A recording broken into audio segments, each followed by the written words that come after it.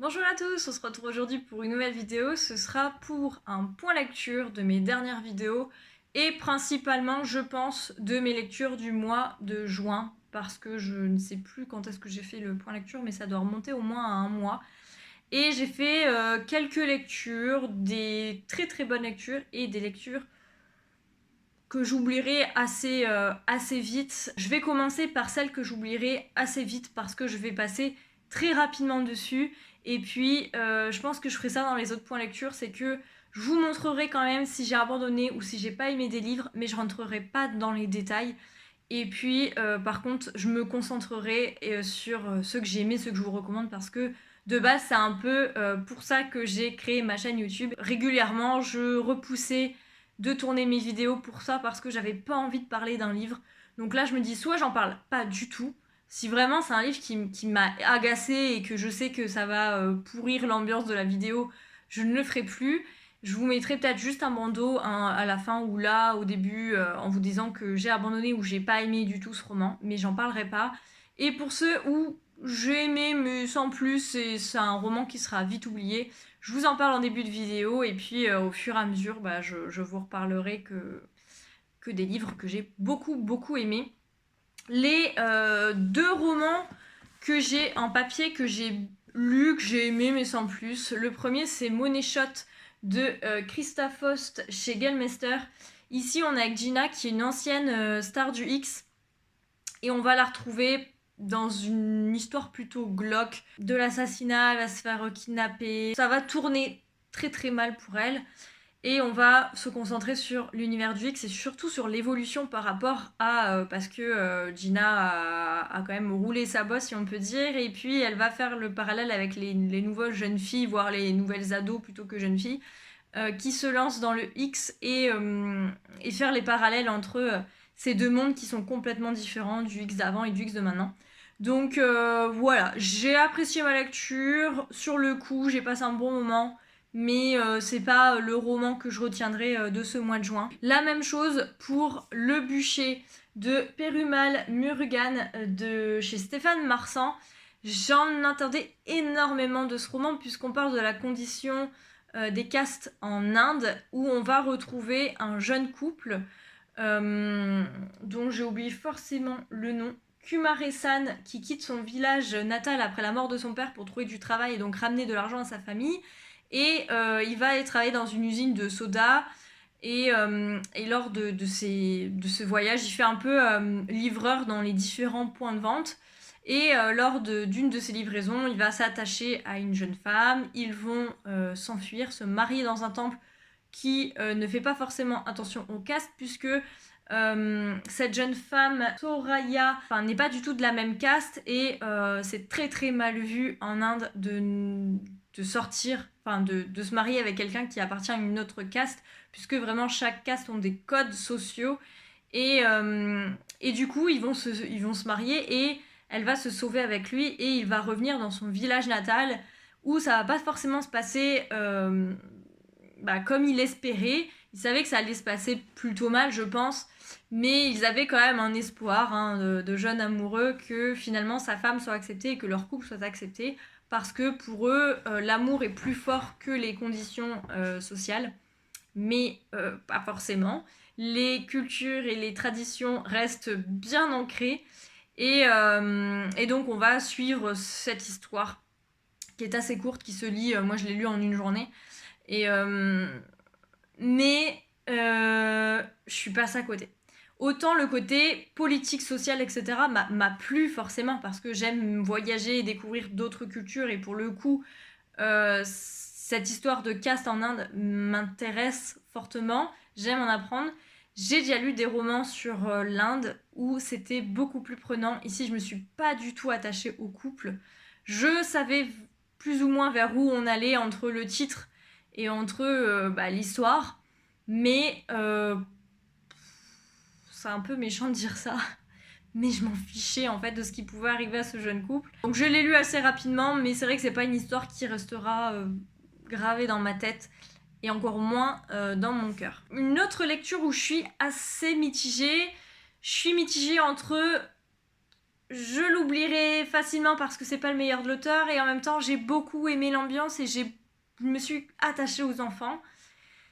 Je ne sais pas, donc je vous le mets là et vous en faites ce que vous voulez, d'autant plus qu'apparemment il est assez décrié, soit les gens ont adoré, soit les gens ont détesté, voire ils ont abandonné. Je vous remets la responsabilité directement. Il s'agit de De cendres et de larmes de Sophie Loubière qui est sorti chez Fleuve Noir. Ici, on se retrouve Paris 12e, je crois.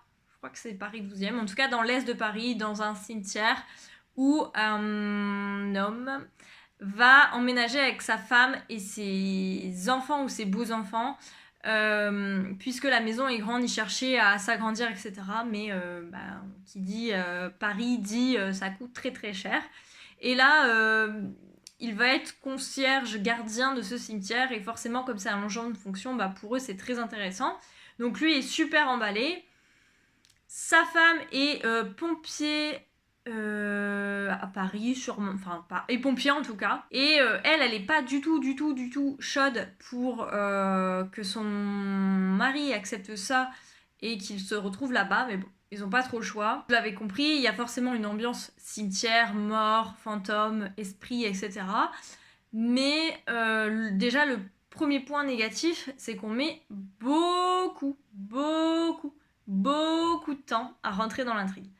J'ai tenu bon parce que je connais l'écriture de Sophie Loubière, j'en ai lu déjà quelques-uns, et je sais que habituellement elle m'emporte très rapidement, et le point fort de Sophie Loubière, que j'ai retrouvé aussi dans certains personnages cette fois-ci, alors que d'habitude c'est vraiment dans tous ces personnages, c'est que ces personnages ils sont très bien décrits, leur psychologie, leur vie, on a l'impression qu'on connaît.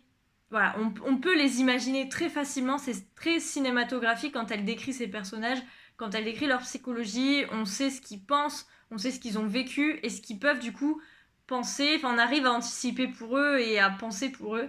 Et ça c'est très très très fort je trouve de la part de l'auteur.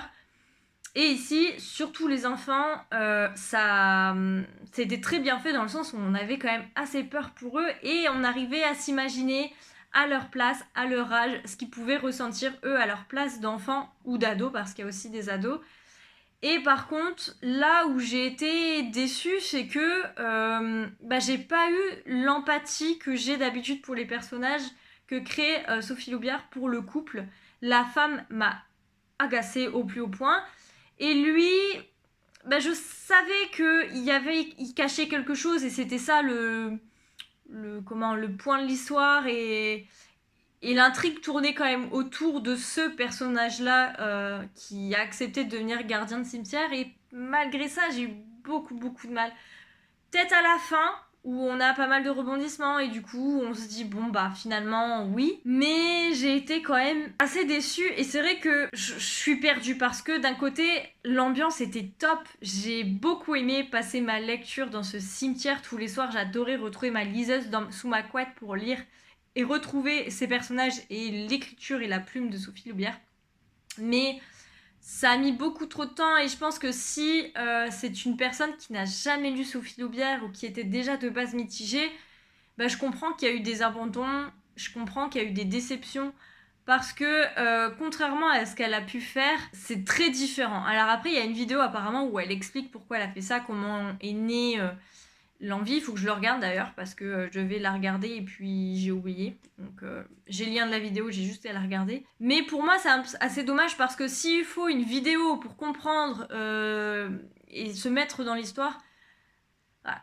Donc je ne sais pas, parce que il y a des fois où je me dis j'ai quand même super aimé, c'est une bonne ambiance. Limite c'est un livre vraiment à lire en automne, en hiver, ou avec cette ambiance un peu halloweenesque.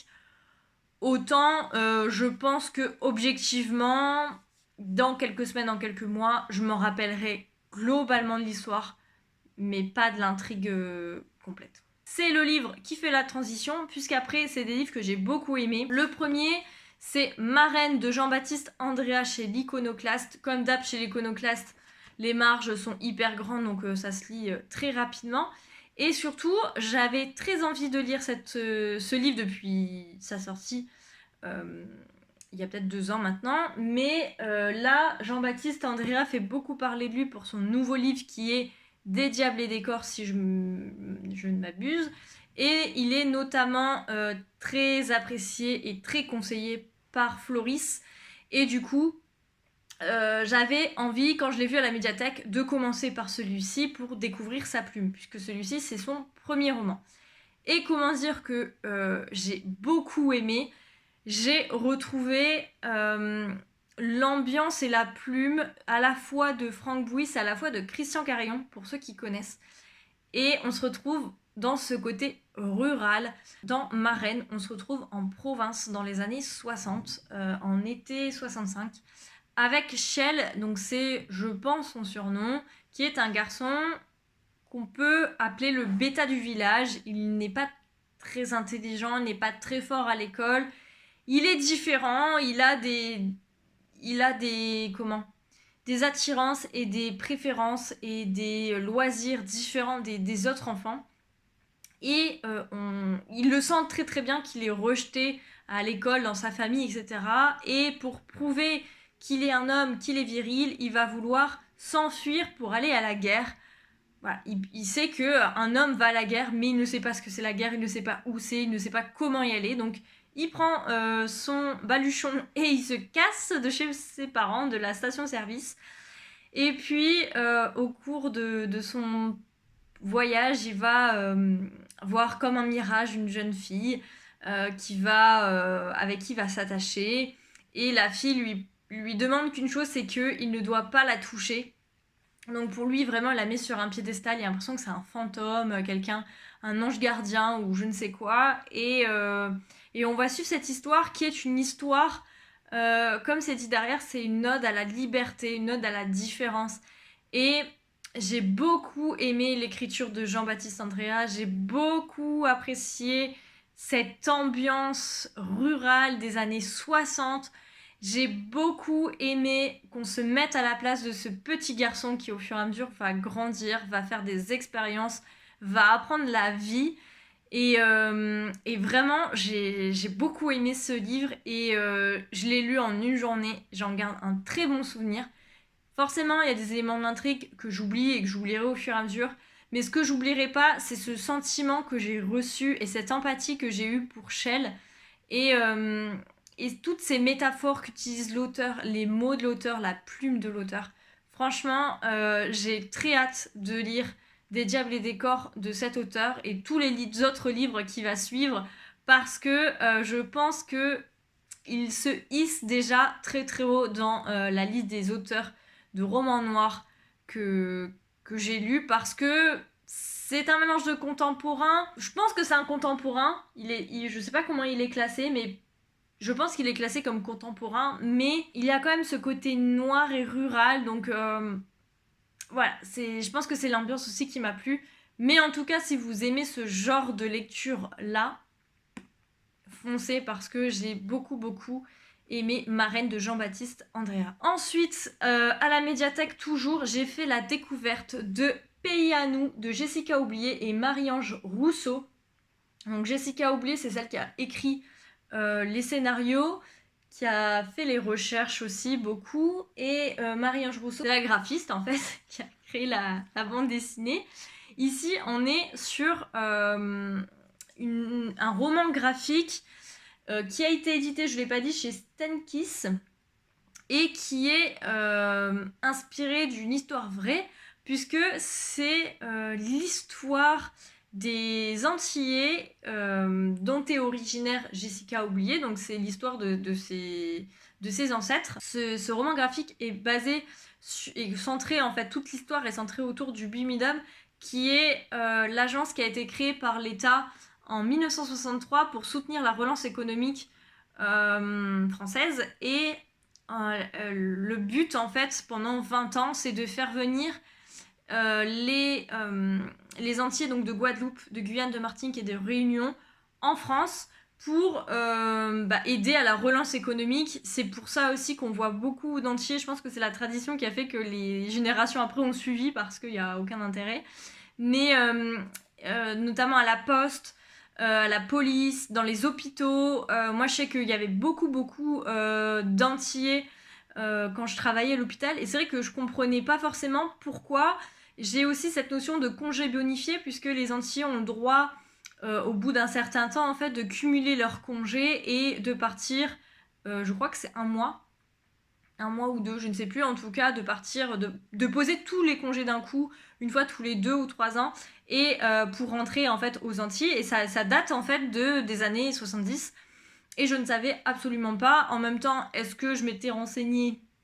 Bah non, donc je pouvais pas le savoir. Et vraiment, c'est une lecture qui m'a à la fois ouvert les yeux, qui m'a beaucoup émue, qui m'a beaucoup révoltée, et qu'il faut absolument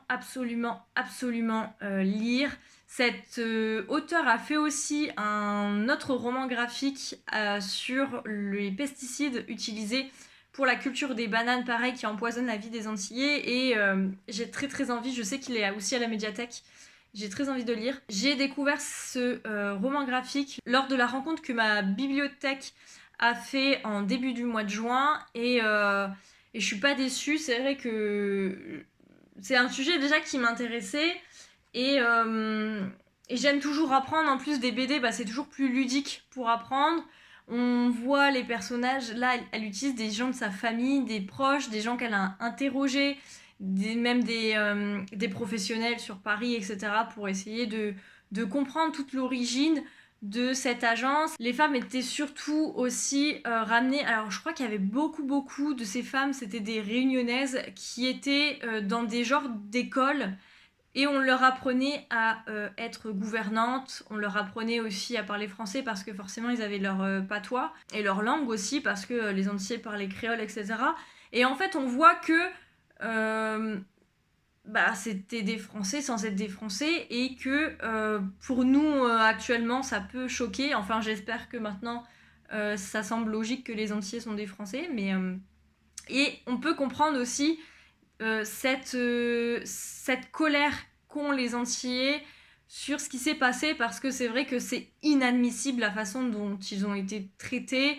Ils étaient... alors on leur offrait tout, on leur offrait un métier, on leur offrait le billet, sauf que on leur offrait un billet aller mais pas retour. On enlevait tous les cerveaux là-bas, et du coup l'île, les îles, parce qu'il y en a plusieurs, elles se dégradaient encore plus. Donc déjà c'était des îles qui étaient pauvres, et on a été chercher tous ceux qui aient toute la main d'œuvre en fait pour la ramener en métropole, et là-bas forcément ça a fait des dégâts.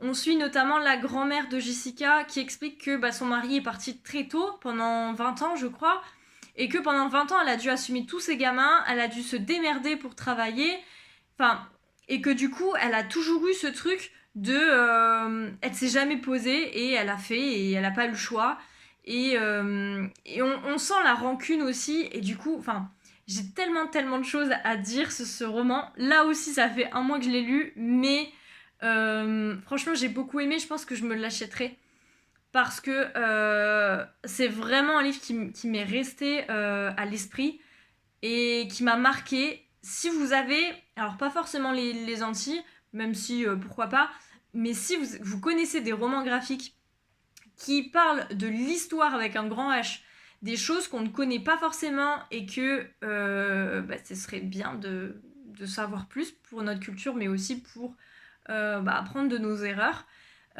N'hésitez pas à me le dire en commentaire, parce que c'est vrai que c'est ce genre de roman graphique que j'aime beaucoup. Et je vous reparlerai de toute façon de l'autre roman graphique de l'auteur, parce que c'est sûr que la prochaine fois que j'ai la médiathèque, s'il est disponible, je le prends, sinon je le réserve, parce que j'ai beaucoup aimé. Et les dessins de Marie-Ange Rousseau aussi, j'ai beaucoup apprécié. J'ai trouvé les dessins étaient très frais, très modernes. Franchement, c'est en plusieurs parties. À chaque nouveau chapitre, au début, on a une citation en créole, donc avec forcément la traduction en français. On a des documents aussi. Franchement, c'est hyper bien illustré, c'est hyper bien raconté. Il a eu un prix de la BD Politique France Culture en 2018, et franchement, c'est plus que mérité, parce que vraiment, j'ai beaucoup aimé. Et s'il y a un roman graphique pour le moment en 2021, c'est celui-ci, et je suis quasiment certaine, sauf miracle, mais que vous le retrouverez dans mon bilan de 2021, parce que c'est vraiment une des meilleures lectures, en tout cas une des lectures les plus marquantes que j'ai eues de cette année. Et on est quand même au milieu de l'année, Donc il serait peut-être temps que j'ai des lectures marquantes. Mais voilà, donc n'hésitez pas à vous le procurer ou à le lire si vous l'avez en médiathèque, etc. Et je remercie ma médiathèque pour me l'avoir fait découvrir parce que je pense pas que sans elle, je l'aurais découvert. Je vous en ai parlé dans le book haul. J'ai reçu et j'ai lu Rien n'est écrit de Sandrine Catalan-Massé chez Mon Poche, qui est sorti en juin. C'est un roman qui peut paraître estival, mais ne vous fiez pas qu'à sa super belle couverture qui donne très très envie et pour lequel, je vous l'accorde, j'ai craqué. Et pour le résumé, on se retrouve avec Daisy qui est une actrice assez reconnue et qui va aller s'installer dans le sud avec son fils de 10 ans, son mari, sa gouvernante et la fille de sa gouvernante. Et ils ont un petit chien, Hubert, qui est aveugle et qui va avoir sa place pendant une période de ce roman. Et puis de toute façon, vous savez l'amour que j'ai pour les chiens, donc forcément, s'il y a un chien dans le roman, je vais vous en parler. Pour revenir à l'histoire de Rien n'est écrit, donc ils partent dans le sud pour un peu rattraper la vie qu'elle a perdue à Paris, puisque c'est pas du tout la même vie. Elle se met loin du show business, loin des paillettes, et elle profite de cette période pour se rapprocher de son fils et le voir grandir. Sauf que va y avoir un drame et Daisy va décéder. Je vous dis pas les circonstances, mais en tout cas voilà. Avant de mourir, elle avait réussi à écrire quelques lettres à son fils qu'elle a demandé à son agent de lui donner à des dates précises tout au long de son enfance, son adolescence et sa vie de jeune adulte. Et déjà pour lui témoigner que contrairement à ce qu'une maman dit à son enfant, elle l'a abandonné, mais c'était pas du tout volontaire, elle a pas voulu l'abandonner. Si elle l'avait voulu, elle serait restée avec lui et son vœu le plus cher était de le voir grandir et d'être à ses côtés. Donc elle va lui écrire déjà en premier pour lui dire ça et puis pour lui apprendre tout ce qu'elle aurait, alors peut-être pas tout ce qu'elle aurait voulu, mais en tout cas des valeurs très importantes pour elle qu'elle a voulu donner à son fils à des moments particuliers parce que forcément on ne donne pas les mêmes conseils à un enfant de 10 ans qu'à un homme de 25 ans. Et donc, on va suivre Joseph de ses 10 ans, donc quand sa maman va décéder, jusqu'à ses 25 ans. Et on va faire des allers-retours comme ça.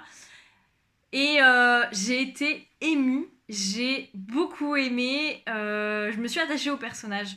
Notamment au personnage de Daisy et de Joseph. Parce que pour moi, c'est vraiment ce duo-là, mère-fils, qui a été très importante. C'est une magnifique histoire d'amour entre une mère et son fils. C'est aussi une magnifique histoire de transmission. J'ai pensé dans l'histoire... Alors, c'est peut-être le parallèle des lettres qu'on peut retrouver notamment dans PS I Love You, mais sur le coup, j'avais pas fait le rapprochement. Mais quand j'ai lu ce livre, je pensais à Karen Pont avec son livre Tu as promis que tu vivrais pour moi.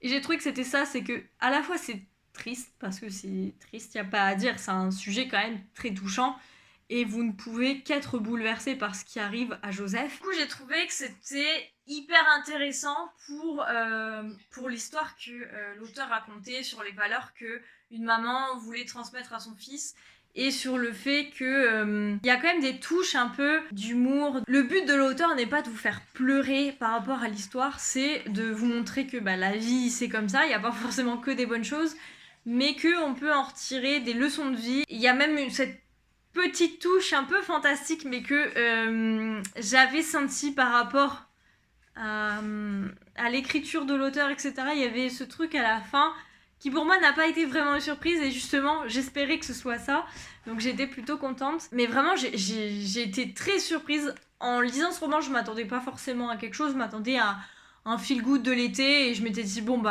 on me l'a proposé, le résumé a l'air super sympa, la couverture est vraiment dans le thème de la saison, donc pourquoi pas. Et en fait j'avais pas relu le résumé, je me suis plongée dedans et je l'ai pas quitté, je l'ai lu en une journée. Et j'ai beaucoup aimé, donc n'hésitez pas à vous procurer Rien n'est écrit de Sandrine Catalan-Massé chez Mon Poche. Et le dernier que j'ai lu, c'est Les Possibles de Virginie Grimaldi, publié chez Fayard. C'est le dernier sorti de l'auteur. Et comme d'habitude, j'ai beaucoup aimé l'écriture de Virginie Grimaldi, l'histoire de Virginie Grimaldi. Non, j'ai beaucoup aimé cette histoire. On se retrouve avec, comme d'hab, j'ai oublié les prénoms, avec une jeune femme qui va devoir héberger son père, puisque son père va être victime d'un incendie, il va se retrouver juste avec ses vêtements, sa maison va cramer. Et en fait, elle va se rendre compte qu'il se passe un truc, parce que certes, son père a toujours été un peu différent, un peu déluré. Il aimait bien être très différent et ne pas faire comme tout le monde. Il aimait bien faire chier les gens, faut être clair. Et elle va voir que malgré tout, il y a quand même... Elle sent que son père est différent, qu'il se passe des trucs, elle a l'impression que... Qui oublie des choses, qui a des problèmes de mémoire, de concentration, etc. Beaucoup plus que d'habitude en tout cas. Et du coup, elle va en parler à sa sœur, elle va en parler à sa mère, puisque ses parents sont divorcés, mais elle s'entend très très bien avec les deux. Et puis, bah, ça la gonfle un peu de prendre son père, mais elle n'a pas le choix. Son père se retrouve à la rue, elle va pas le laisser à la rue, donc elle le prend chez elle.